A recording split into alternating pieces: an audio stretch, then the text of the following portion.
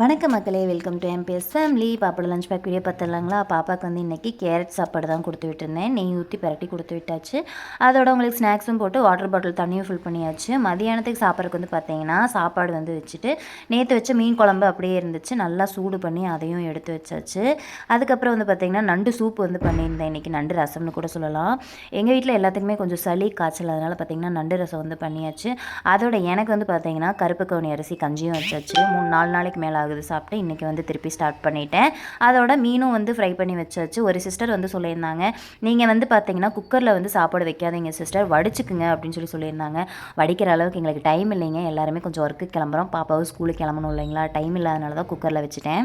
இப்போ மட்டும் இல்லைங்க, நினைவு தெரிஞ்சதுலேருந்தே எங்கள் வீட்டில் இருந்து இப்போ வரைக்கும் நாங்கள் குக்கரில் தான் சமைச்சிட்ருக்கோம். அதனால் எங்களுக்கு அந்த டேஸ்ட்டே ரொம்ப பிடிச்சிருக்கு.